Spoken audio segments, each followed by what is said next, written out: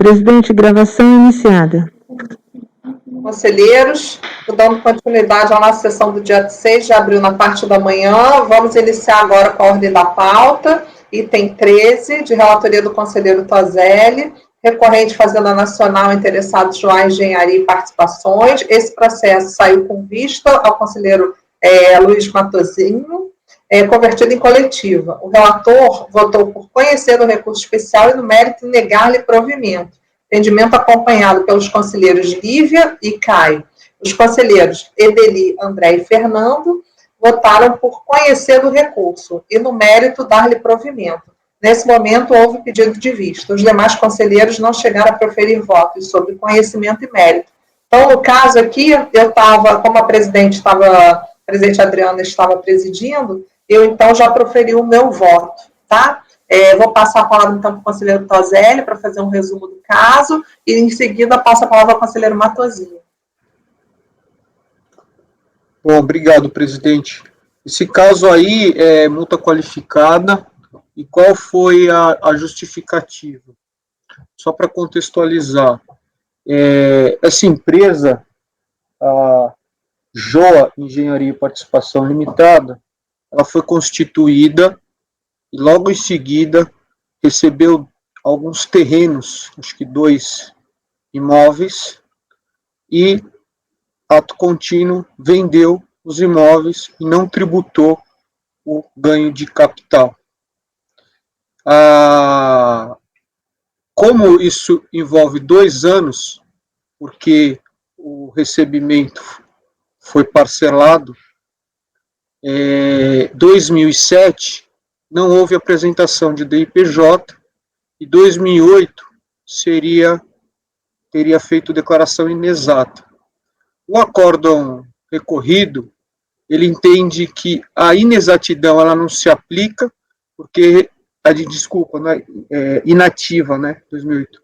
A empresa poderia sim estar inativa a depender do regime, caso ela tivesse sujeito, por exemplo, ao regime de competência. Em 2007, realmente, a DIPJ não foi entregue. Então, dentro desse contexto, a fiscalização qualificou a multa por não apresentar a declaração, né, e apesar de não falar em simulação, a única coisa que realmente me incomodou, mas para mim não foi suficiente, é essa alegação de que ela só teria sido constituída, né, para promover essa venda e sonegar tributo. Mas nas razões mesmos do tópico da multa qualificada, isso não é enfatizado, e a razão é não pagar o tributo, a própria omissão, e não apresentar, né, as declarações. Então, presidente, na sessão passada eu já adiantei meu voto, trata-se de tese conhecida, inclusive que já julgamos aqui ontem em alguns votos do conselheiro Caio.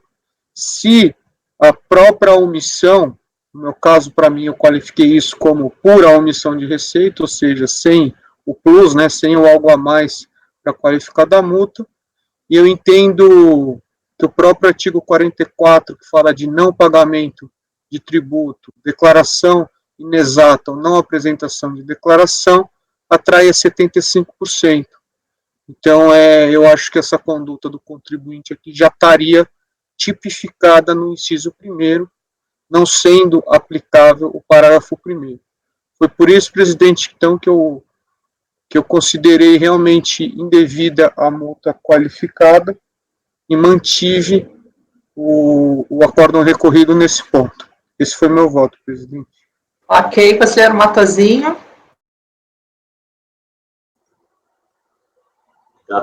Presidente, eu fiz uma breve declaração do meu voto para explicar os fundamentos, está na minha pasta, tá? Só um pouquinho aqui, que tem um telefone tocando aqui, só um pouquinho.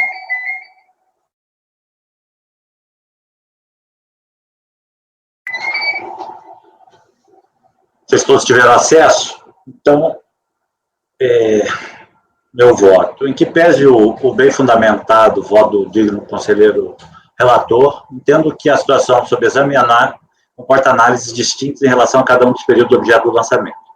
O efeito, com relação ao ano 2007, o fato de a contribuinte não ter apresentado as declarações a que estava obrigado não me parece suficiente para caracterizar a intenção dolosa de sonegar os tributos devidos no período. Mesmo porque, ainda que em montante inferior ao que seria devido, a empresa recolheu IRPJ, CSL, PIS e COFINS relativos aos fatos geradores ocorridos em dezembro de 2007, DARFs das folhas tais, mês em que ocorreram as transações imobiliárias sujeitas à tributação. Também não considera elemento hábil a caracterizar o intuito de sonegação o fato da empresa não ter apresentado livro caixa ou sua escrituração contábil, que, segundo a autoridade fiscal, visaria dificultar a apuração do fato gerador.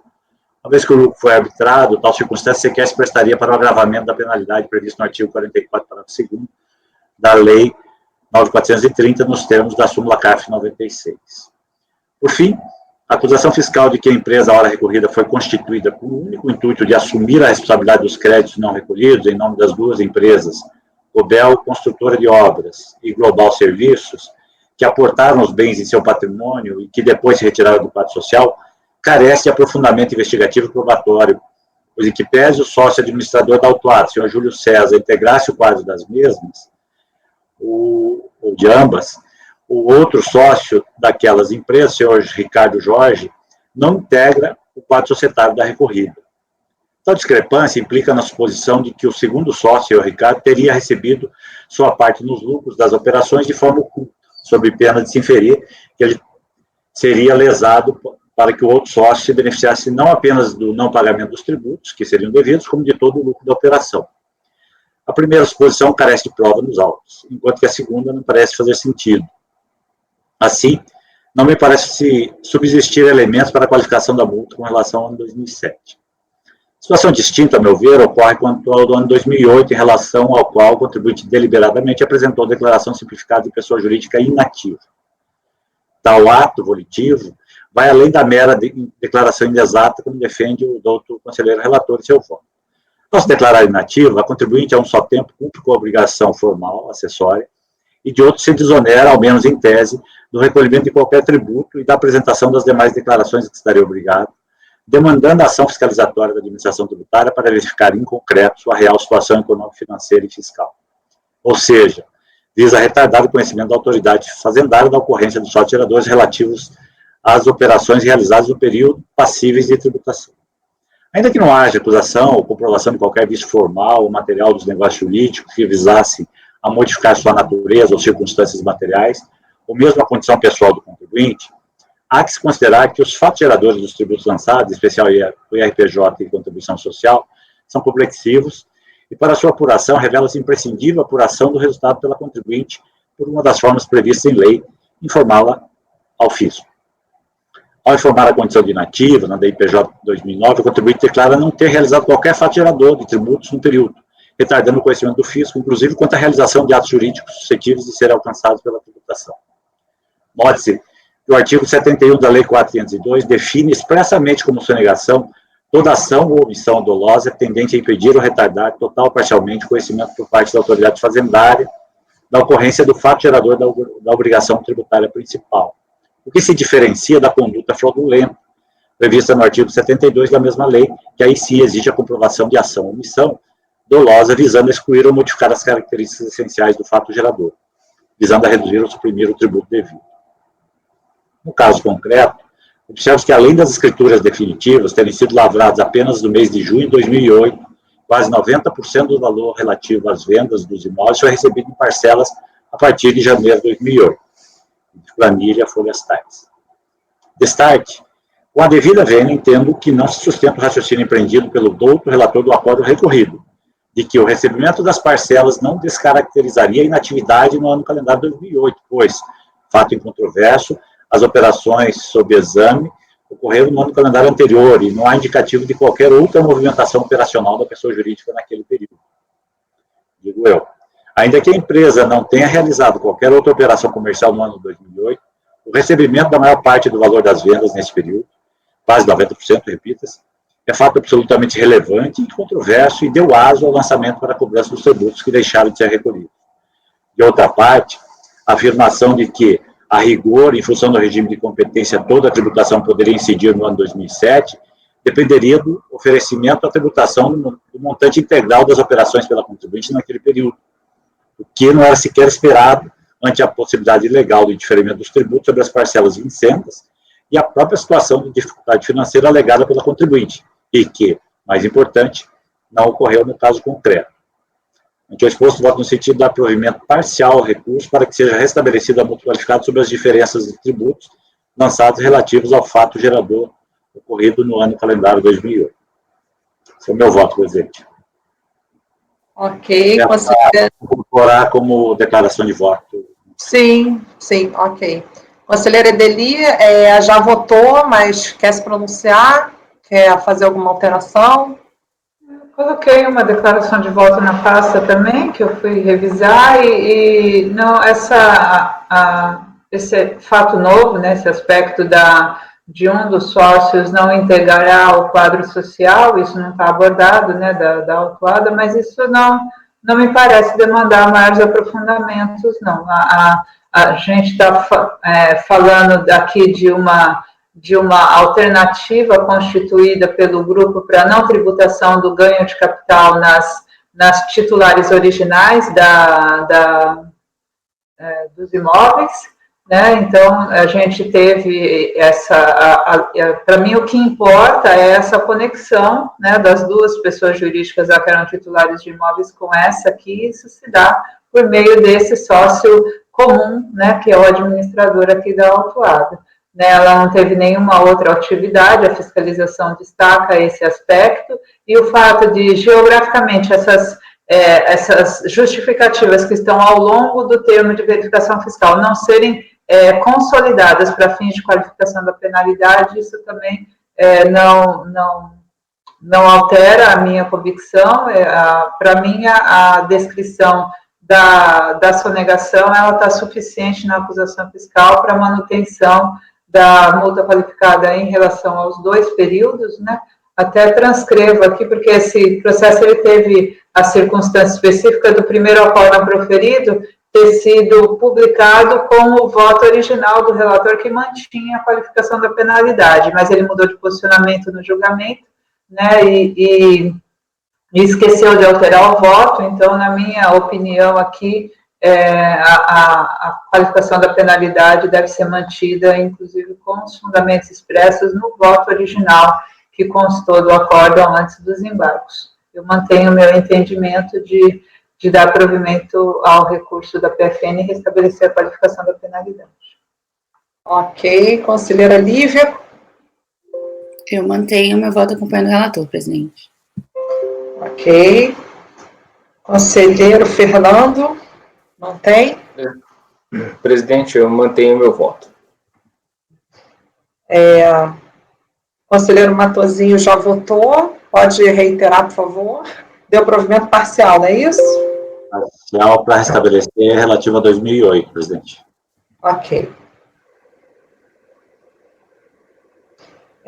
Conselheiro Alexandre, como vota? Eu vou acompanhar o relator, presidente. Conselheiro Caio, como vota? Acompanho o relator. Eu acompanho a divergência, então ficamos conhecido por unanimidade, conhecido por unanimidade. Agora, acompanhando o relator, para negar provimento, Lívia, Caio, né? Lívia, Caio, Alexandre e o Tozelli é o relator. Então, vamos lá. Negar provimento por maioria. Oi. Negar provimento. Oi, Fernando. Não é o caso de usar o artigo 60? Pois então deixa só a gente ver aqui, porque o Matosinho ficou com 1, né? Matosinho está com 1, certo? Aí vamos ver aqui qual é a posição para a gente fazer o encontro aqui. Matosinho ficou com 1 no parcial em 2008. Então, vamos fazer 2007? Vamos votar 2007, depois a gente volta 2008. Acho que é melhor, né? Então, 2007 é unânime. Desculpa, 2007 é negado provimento por maioria.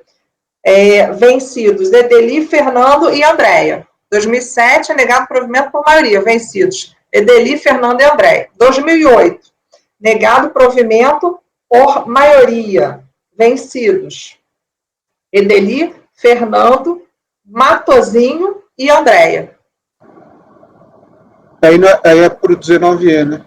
Aí é 19E. Aí é 19E, perfeito. Então, 19E no ano de 2008, certo? Então, vamos lá. 19E no ano de 2008. Negado provimento pelo 19E. Vencidos. Edeli, Fernando, Matozinho e Andréia. Relação 2007 foi maioria, tá bom? Certo? Agora a Edeli vai fazer a declaração de voto. Matozinho já fez, né? Pois não, Edeli? Eu pedi a declaração de voto e aqui em 2008 seria o caso... não, aqui negar provimento, em 2007 negar provimento, para Edeli, Fernando e André davam provimento, mas eu acho que não tem problema, vai ter declaração de voto nos dois casos, seria dar provimento, o voto de todos seria por dar provimento. Vou fazer a declaração de voto. Tá bom? Certo? Então, vamos para frente, vamos em frente. O número 14 da pauta, relator ainda é o conselheiro Tozelli, recorrente Morro dos Anjos, interessado Fazenda Nacional. Conselheiro, quando o senhor estiver pronto, o senhor está com a palavra.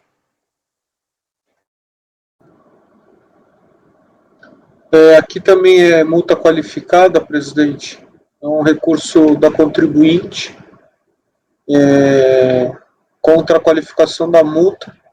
A ementa, estando aprovada a manifesta intenção de se ocultar a ocorrência do fato gerador, com o objetivo de obter vantagens devidas, normalmente quando se mantém dualidade de informações, aqui é de forma reiterada, né, ao longo de vários períodos, a sabor da clandestinidade, impõe-se a multa majorada. Então, trata-se de autos de infração, que exigem IR reflexo, presumido, primeiro trimestre de 2002 e 2003 inteiro, os 4 trimestres. E a acusação é de omissão de receita financeira, a tributação. Então, a empresa aparentemente operava no mercado, tinha ganhos financeiros e não os tributava. E a empresa, confrontando escrituração com o DIRF, apurou a omissão. A qualificação da multa tem um item próprio do TVF, que está no final da transcrição aqui no meu voto, está em negrito, que é do agravamento, né, apesar de ser qualificação.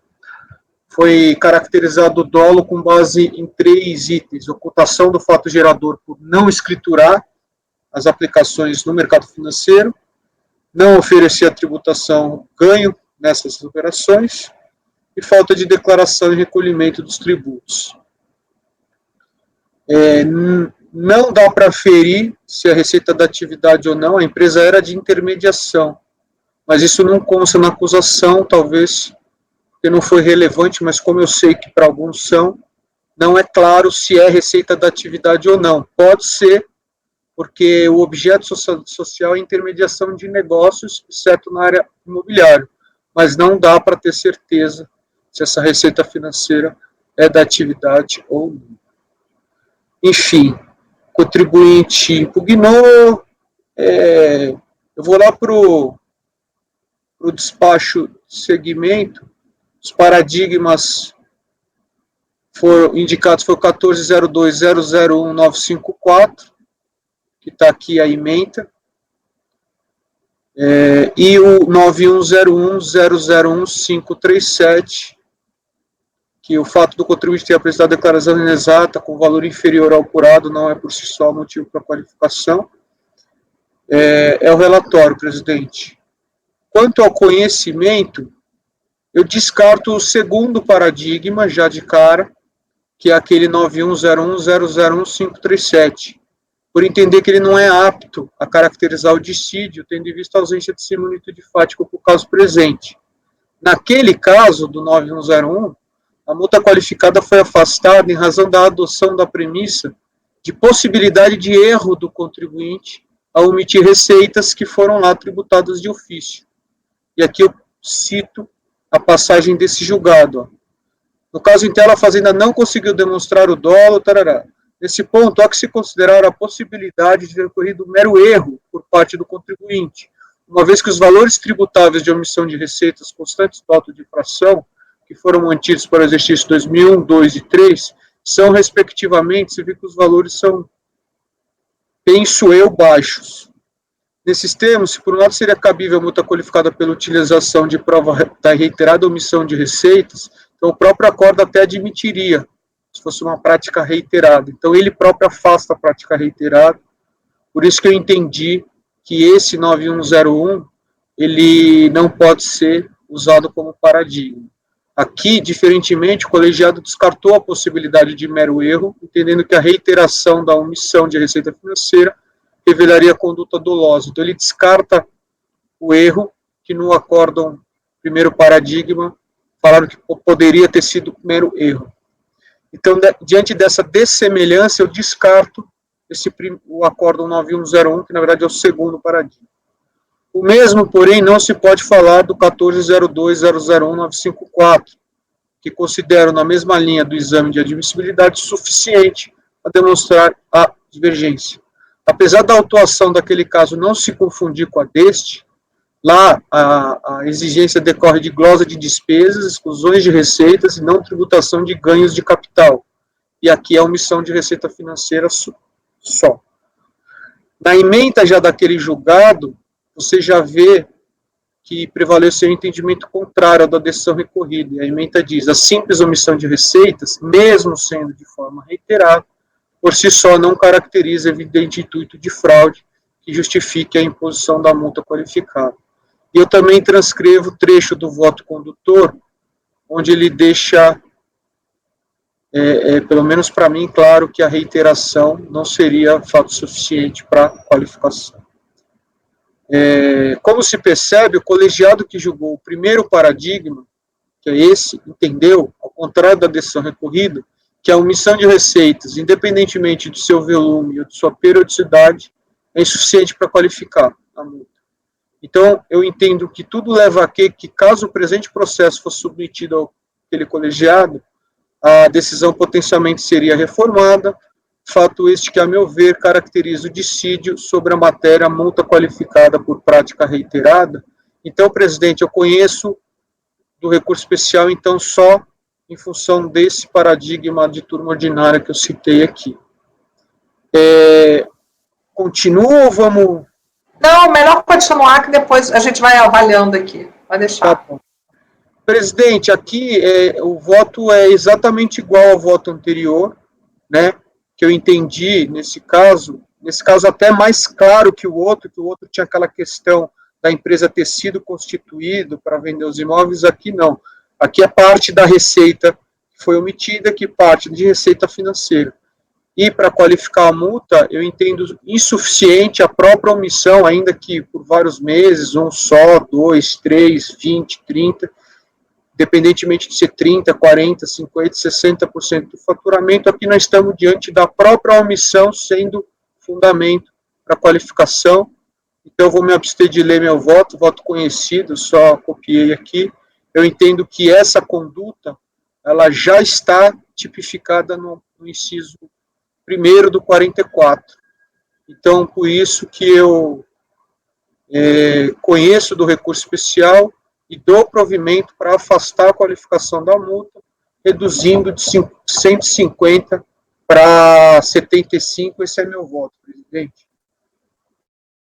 Ok. Conselheira Edeli, quando estiver pronta, está com a palavra.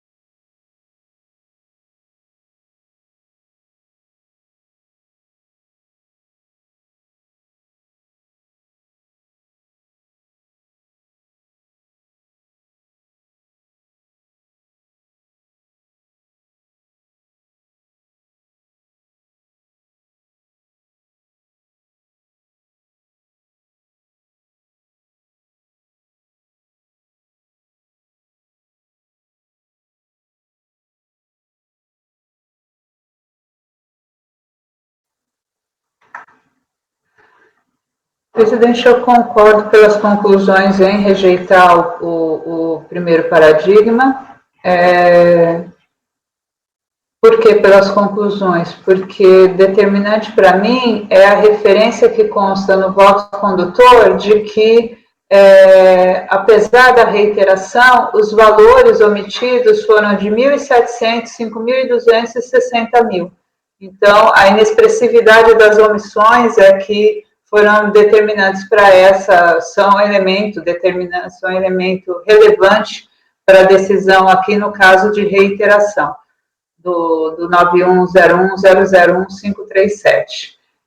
Quanto ao 1402, o voto ele é extenso, né, ele traz múltiplas possibilidades ali de fundamentação, mas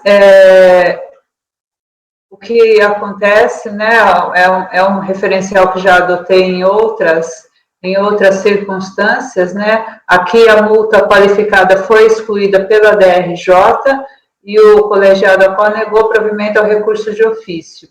E a ementa vem dessa forma genérica posta aqui, mas as infrações, elas tinham em conta aqui operações societárias e acusação de simulação, né, glosa de ágio, falta de tributação de ganho de capital, né, então, há uma passagem do voto, inclusive, em que o conselheiro relator, o redator ad hoc, ele menciona, talvez esteja reproduzindo a DRJ, né, que o fato dos valores serem altos, né, dos valores serem reiterados, isso não justifica a qualificação da penalidade, e eu não consigo tomar essas referências como suficientes para caracterizar a divergência em relação ao paradigma, porque o colegiado decide com base nos fatos do processo, né? Então, aqui tivemos uma votação unânime para negar provimento ao recurso de ofício, o conselheiro Fernando até participou do julgamento,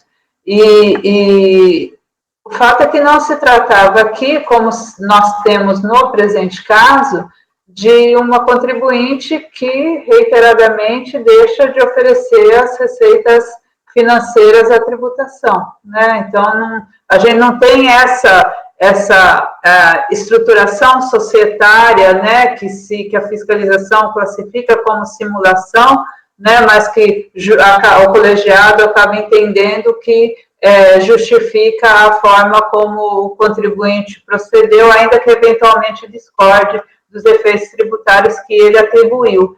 Mas a qualificação da penalidade se faz aqui em cima do que se vislumbra ser um planejamento tributário.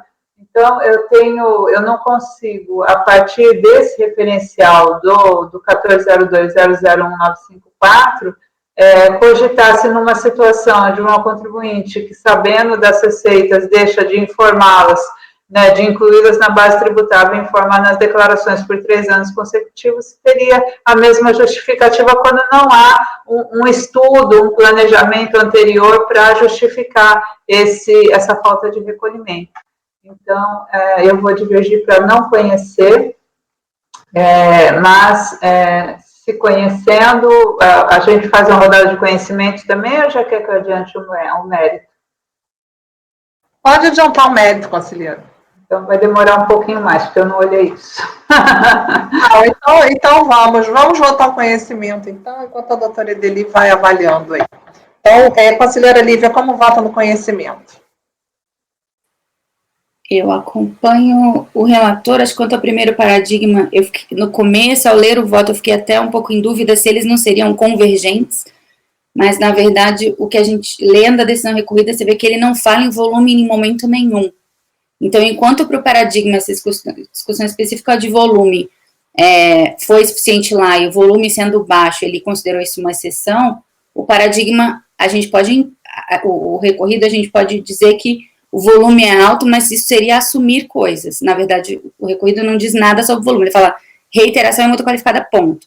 Então, o paradigma parece ter uma circunstância específica que não existe no recorrido e não sabemos se a turma do recorrido estivesse na posição ali do paradigma decidir da mesma coisa. Então, concordo para rejeitar.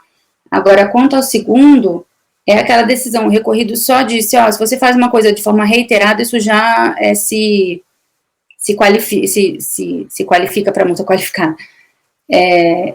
E acho que isso está no paradigma aceito pelo relator. Então, a reiteração configura o dolo, seria a tese. E acho que essa tese está nos dois, então, apesar das operações não serem as mesmas, eu acho que a justificativa para o dolo foi a mesma. Então, eu acompanho o relator integralmente no conhecimento.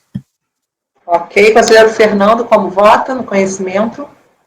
Presidente, eu vou acompanhar a divergência, né? O primeiro paradigma tranquilo, né? Entendo também que a questão ali era bem diferente, vê que os valores que o paradigma diz, o voto condutor, ele vai falar que, olha, depois, porque tinha uma omissão de receita maior, só sobrou, os valores que sobraram eram insignificantes, né? De R$1.000 e poucos. Então, ele é bem diferente do que a gente está tratando aqui. E o segundo paradigma, o 1402.001.954, as circunstâncias fáticas são completamente distintas, né? Lá nós tínhamos uma outra operação referente a ganho de capital, que o contribuinte tinha toda uma estrutura em que, analisando aquele conjunto fático, se entendeu que, olha, tudo bem, pode ter uma infração, mas aquilo ali não tem um evidente intuito de fraude, não dá para se cravar ou se afirmar que aquela estrutura foi montada com o intuito de fraudar o recolhimento de tributos, né? Então, por essa razão, é que se afasta a penalidade. A questão de ter ocorrido vários períodos, né, estava lá, inclusive, nesse julgamento, creio que não seja o fator relevante. Por essas razões, com a devida vênia ao conselheiro Toselli, eu vou acompanhar a divergência para não conhecer do recurso. Não, mas espera aí, a doutora Edeli, pelo que eu entendi, foi pelas conclusões, ou não conheceu? Eu fui pelas conclusões no primeiro paradigma e o segundo eu rejeitei, então a conclusão é não conhecimento. Ah, tá, então desculpa aqui, peraí. Eu acompanhei pelo primeiro, não aceitar o primeiro, e o segundo também não conheço por essa circunstância. Tá, só acompanhou então a divergência pelo não conhecimento, tá. Perfeito. Ok.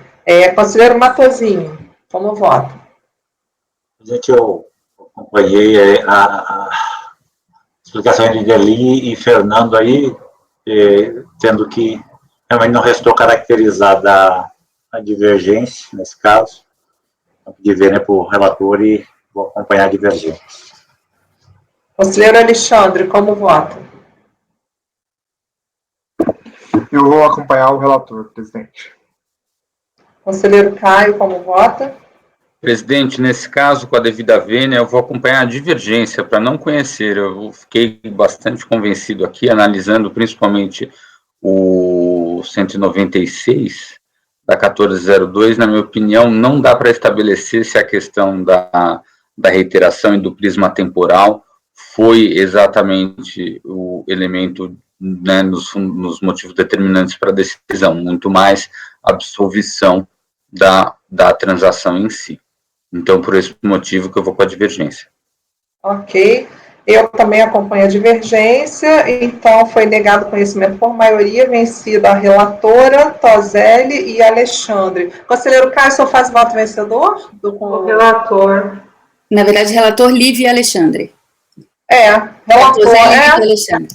Relator, Lívia e Alexandre, tá certo. Negado conhecimento por maioria, vencido. Relator, Lívia e Alexandre, e doutor Caio faz o voto vencedor, certo? Então, agora passamos para o 15, que é de minha relatoria. Oi. Só perguntar para o apoio se ele está visualizando normal todos os conselheiros, porque vocês estão todos piscando para mim. Sim. Tereza? Sim, tudo normal aqui. Ok. Tá.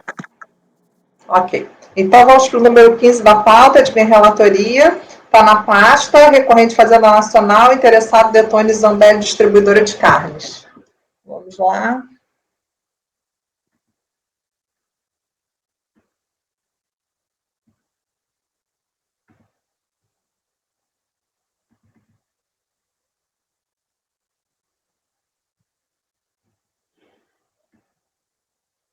Bom, aqui é o seguinte, é um recurso especial da Fazenda, né? Recurso especial da Fazenda. O acórdão recorrido é o 14.02.001571. Processo auto de infração de IRPJ, CSL, PIS, COFINS, omissão de receitas, ano calendário 2005 e 2006.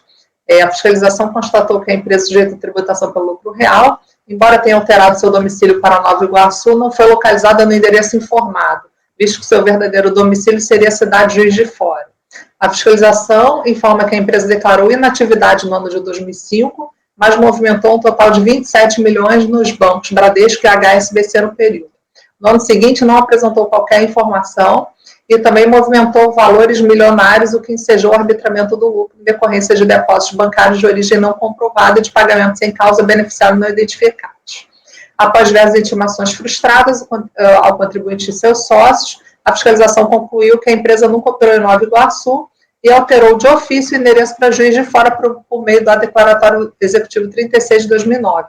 Informa a fiscalização que os sócios de fato, Marcelo e Maurício Detoni, comandavam contribuintes de diversas outras empresas do ramo de carnes por meio de terceiros, popularmente conhecidos como testes de ferro ou laranjas, razão pela qual foram lavrados em seu desfavor os respectivos termos de sujeição passiva solidária. Também consta do TVF uma extensa relação das interpostas pessoas e das empresas nas quais figuravam todas relacionadas ao grupo Detoni.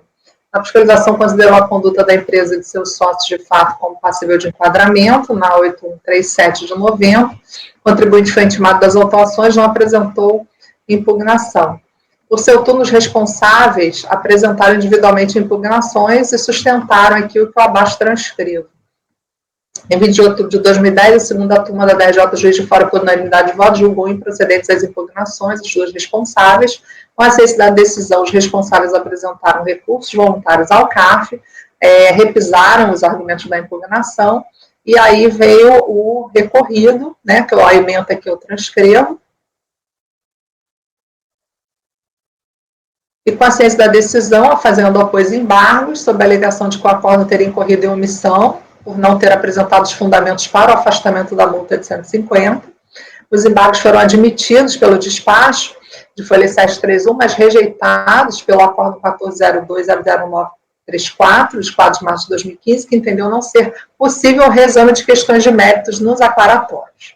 Com a ciência da decisão, a Fazenda Nacional apresentou então recurso especial, qual foi dado seguimento, comprovada a divergência interpretativa em relação à matéria multa qualificada, trazendo como paradigmas o 201001162 e o 9101001307, e multa qualificada em razão da conduta reiterada. Os paradigmas foram os 105.14.098 e 101.94.230. O contribuinte e os responsáveis solidários foram intimados da decisão, mas não se manifestaram. É o relatório. Quanto ao conhecimento, algumas considerações eu preciso fazer aqui. No que tange ao paradigma 9101001307, versa matéria sobre movimentação incompatível com as receitas declaradas, tanto em DIPJ quanto em DCTF. E o fundamento para a qualificação foi justamente a prática de omissão de receita em face da movimentação financeira ter sido mantida à margem da escrituração e das declarações correspondentes para os anos de 99 e 2000. Informação extraída do acórdão 107.07776, que deu origem ao 9101.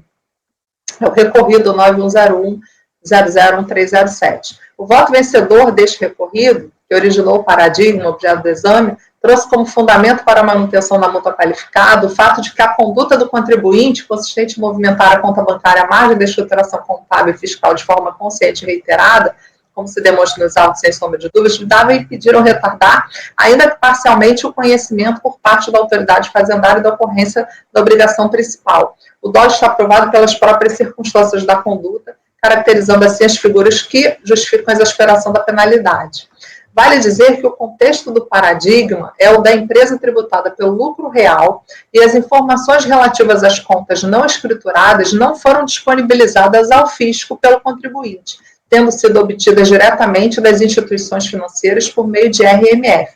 O segundo paradigma, o 201.001.62, traz como contexto fático uma empresa que era optante do simples e que procedia a respectiva exclusão da empresa, foi procedida a respectiva exclusão da empresa do Simples em face da fiscalização ter apurado que a empresa oferiu receita bruta superior ao limite de permanência com base em extratos e depósitos bancários, sendo que houve sua exclusão do regime simplificado em 2003 e sendo arbitrado seu lucro para os anos 2004 e 2005. As infrações foram apuradas com base na ausência de justificativa de origem para os depósitos bancários escriturados em suas contas correntes, em face dos valores declarados em sua declaração simplificada, em valores bem inferiores ao apurados pelo fisco. No paradigma 105.14.098, cuida de demonstrar divergência jurisprudencial em relação à reiteração, e temos o seguinte. A motivação para a qualificação da multa sobre a omissão de receita operacional foi caracterizada pelas diferenças entre as somas dos valores das notas fiscais e os valores registrados nos livros fiscais, conforme demonstrado no quadro a folha 473, e que o intuito doloso foi caracterizado pelos autuantes a partir do reiteramento de uma única infração, o não reconhecimento em seus livros fiscais de receitas comprovadamente auferidas, com o consequente não oferecimento da tributação, com o que demonstra a confrontação dos próprios documentos fiscais da contribuinte. Como se vê, não se está diante de uma hipótese típica de omissão de receitas, pois que esta infração apenas fica bem caracterizada, na expressiva maioria das vezes, com a constatação de adoção de condutas múltiplas por parte da contribuinte, como tais a não emissão de nota fiscal, a não escrituração da receita, o não oferecimento da tributação, tornando implausível supor que todos esses atos tenham sido praticados involuntariamente. Na hipótese que aqui se tem, no entanto, o quadro é diferente. A existência de receitas que, apesar de regularmente reconhecida nos documentos fiscais que instrumentaram a operação comercial firmada, não devidamente incluídas na escrituração fiscal, acabam não incluídas na declaração de rendimento. Não tem o vigor da hipótese de omissão de receita acima referida para evidenciar a conduta dolosa. Aqui, até evidências outras em contrário, o que se tem é a hipótese de declaração inexata, pois que de todas as obrigações acessórias impostas ao contribuinte, só uma delas acabou por não ser satisfeita neste caso. A possibilidade de erro de preenchimento da declaração não pode ser afastada de plano. Ocorre, como já disse antes, a infração de menor poder ofensivo podem gerar, diante de determinadas circunstâncias, ilícitos de gravidade maior. Assim, mesmo a declaração inexata, a infração a que a legislação tributária dispensa o tratamento bem mais condescendente que o atribuído à escrituração, pode acabar servindo de vetor à caracterização de atitude dolosa. Basta para isso, por exemplo, a comprovação de que a sua prática deu-se de forma consistente e reiterada e que tal persistência ilegal é identificável um padrão de conduta regular ao longo do tempo. Quanto ao paradigma 101.94.230, vai dizer que a ação fiscal vinculou os créditos existentes nos estabelecimentos bancários, enumerados às folhas de 6.519, ao montante desviado da tributação através de subfaturamento de notas fiscais, realizado através de calçamento e saldo credor de caixa, conforme descrito no relatório da verificação fiscal, onde se colhe na sua parte final. E o acórdão recorrido traz em seu bojo o arbitramento do lucro, tendo em vista que o contribuinte sujeito à tributação do lucro real não possui escrituração na forma das leis comerciais e fiscais, tendo em vista como receita conhecida os extratos bancários sendo expedidas RMF. Vale dizer que a empresa estava inativa em seu domicílio e for alterado para juiz de fora. E existem fortes indícios de que seus sócios de direito são interpostos pessoas e que os sócios de fato negam um vínculo com a empresa, razão pela qual todas as intimações foram efetuadas através de edital. Abro um parênteses para trazer a lume o que a PGFN opôs embargo de declaração, alegando obscuridade em relação aos fundamentos para que o afastamento da qualificadora, objetivando que o colegiado acorde discorresse sobre os motivos pelos quais assim se posicionou, e que, apesar de admitidos pelo presente turno, os mesmos foram rejeitados pelo colegiado. Trago o relatório fiscal para as razões da qualificação da multa. O contribuinte apresentou para a RFB declaração de inatividade para o ano de 2005, e, no entanto, declarou à Secretaria de Fazenda do Estado de Minas Gerais as saídas no valor de 13 milhões, registrando uma movimentação financeira de 27. O contribuinte está omisso do ano calendário de 2006, no entanto, declarou para a Secretaria do Estado de Minas Gerais as saídas no valor de 385, registrando ainda uma movimentação financeira de 11.159.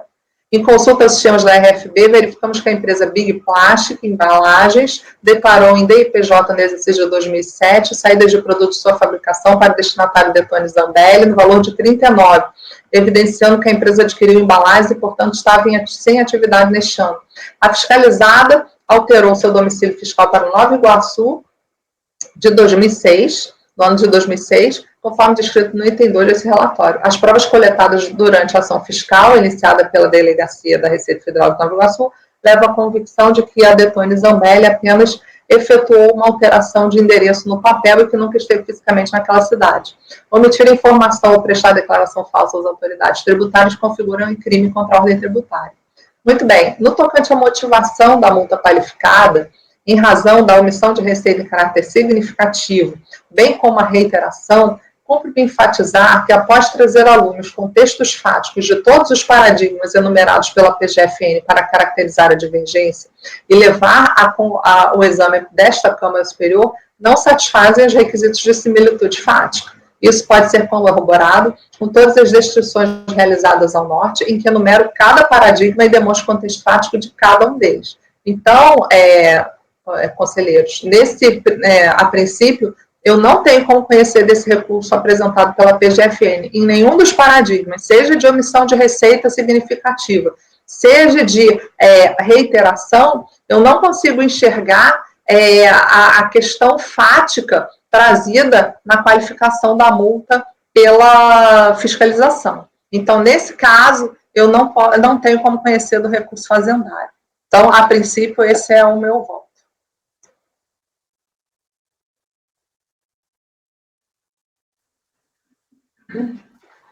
Presidente, eu não consegui ainda ir no detalhe dos outros, mas o primeiro paradigma, 9101001307, né, aqui também referente a 2 períodos de apuração, 2 anos calendário como no presente, ele, para mim, ele se presta a caracterizar a divergência porque ele traz uma... O voto dele é bem sucinto, né, na abordagem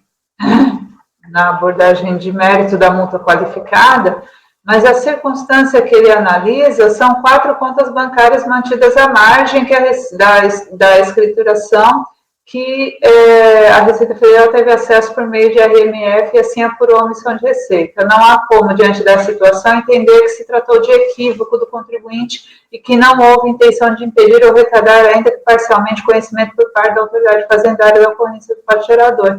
Então, ele, para mim, caracteriza a divergência em qualquer qualificação de omissão de receita e depósito bancário. Eu fui nos fatos, entendeu, conselheiro? Eu fui nos fatos. Quais são meus fatos? Eu tenho uma declaração de inatividade no primeiro ano. Eu tenho a prova do Estado de Minas Gerais, que eu não vi em nenhum dos paradigmas. Então, eu tenho que me ater ao que eu tenho aqui. Eu tenho uma mudança de endereço.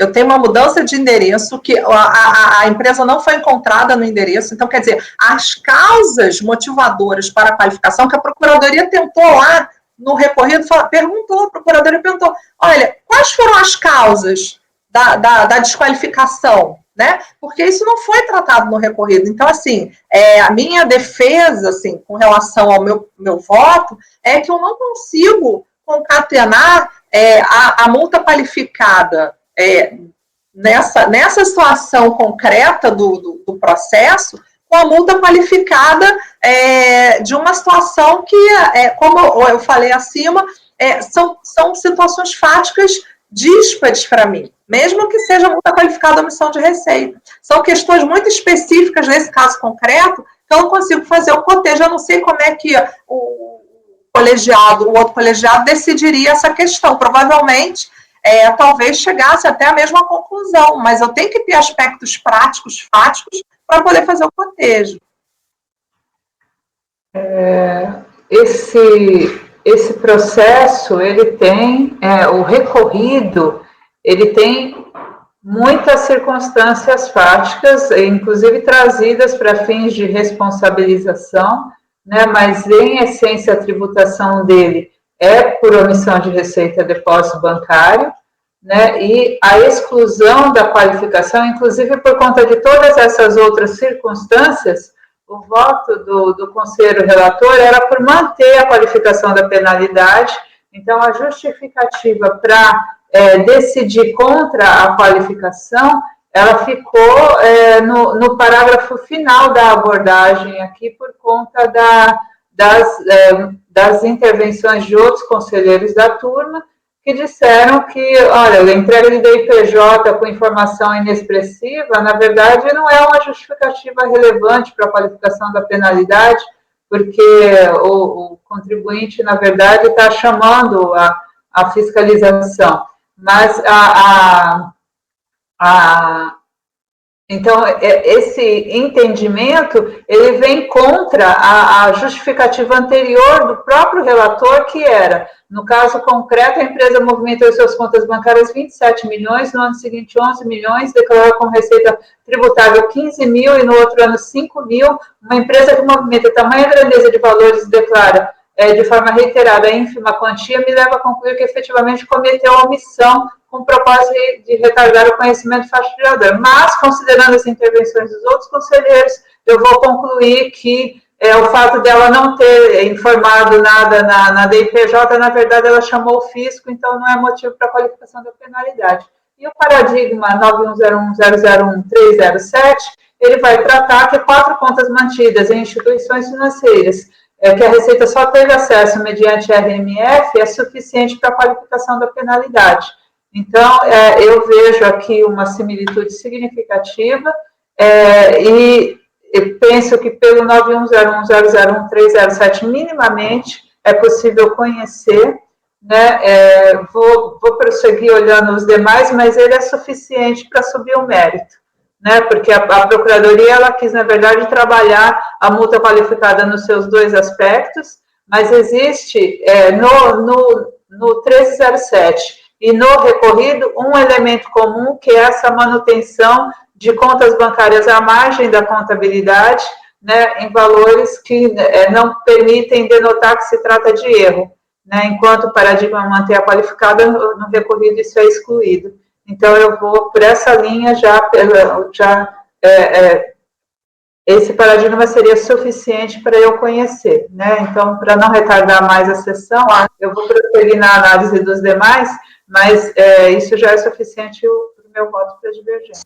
Só vou observar uma coisinha. Nesse paradigma 9101001307, a gente tem declaração em DIPJ, a gente tem DCTF, então a gente tem uma movimentação incompatível, né? Receitas declaradas, então a gente tem um contexto, volto a dizer, diferente, tá? Mas entendi o seu ponto. Tem um elemento em comum que foi determinante no paradigma para a decisão e que está presente no recorrido. Então, essas dessemelhanças, para mim, elas ficam neutralizadas. Entendi. Bom, vamos continuar a votação do conhecimento. Então, vamos lá. A doutora Edeli, então, conhece pelo primeiro paradigma, né? Já sem fazer mais de outros, né? Então, vamos lá. Conselheira Lívia. Acompanho a relatora. O recorrido é muito lacônico, né? Praticamente as razões dele estão só na ementa. E, enfim, nos embargos de declaração ele tem uma frase ali também só. Mas não me diz se reiteração e volume são considerados ou não no caso. E o 9101 trata a omissão se forma consciente reiterada.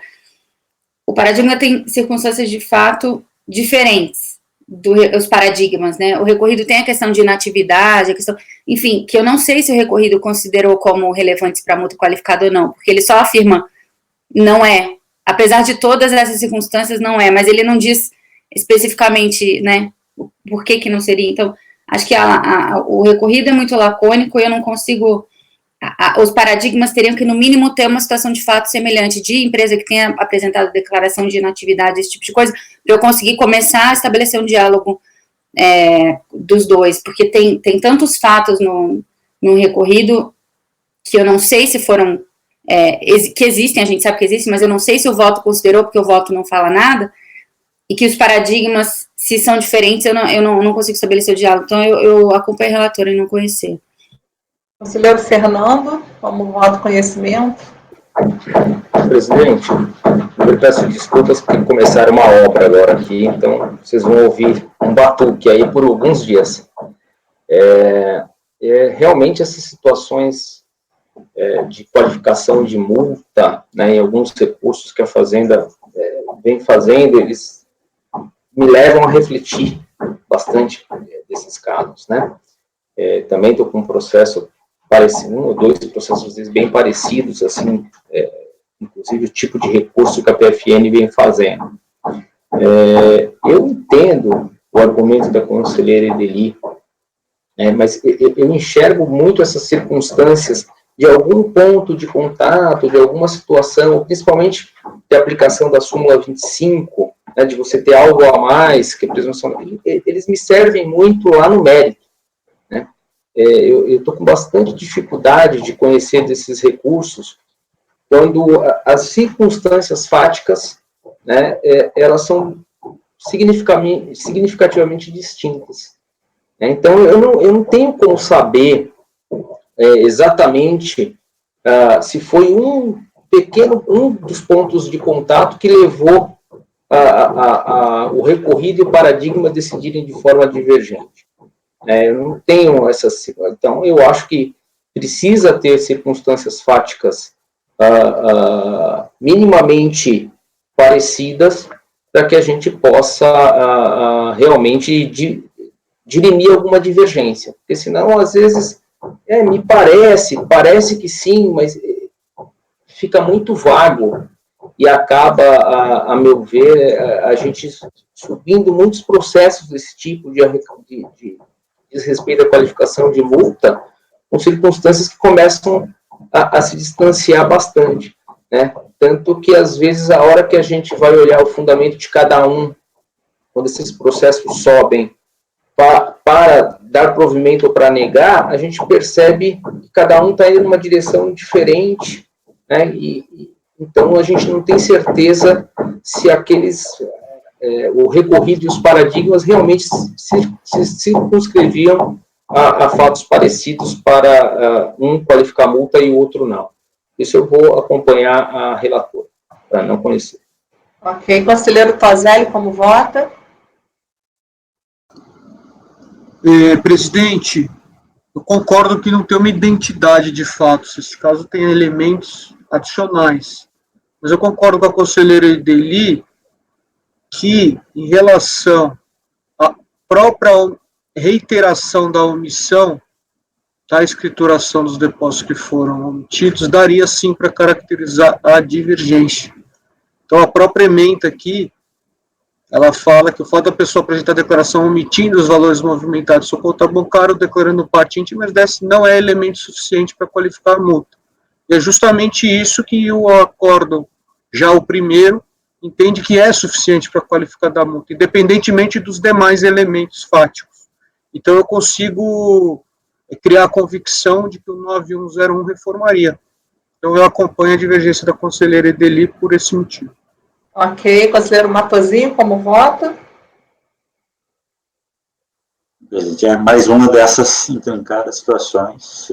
Realmente é aquela linha tênue dos fatos e de enquadrar, se colocar o processo do recorrido na mão do colegiado, qual o resultado que nós teríamos, né? E realmente é bem difícil dizer se o resultado seria o mesmo dos paradigmas. Então, vou acompanhar seu voto, que estudou o processo e analisou com profundidade, por não conhecer. Ok. Conselheiro Alexandre, como vota? Eu também vou acompanhar o voto da presidente. Conselheiro Caio, como vota? Acompanho o voto da relatora, presidente. Tá, então, foi negado conhecimento por maioria, vencidos Edeli e Tozelli, certo? Deixa eu registrar a declaração de voto, a gente precisa ir construindo, né, documentando essas discussões, né? Perfeito. DV Edeli. Vamos para o 16. Vocês querem intervalinho? Vamos em frente? Querem intervalo? Como é que tá aí? 5 minutos. Então, Ana Tereza, pode parar a gravação, por favor. Ok, presidente. Gravação interrompida.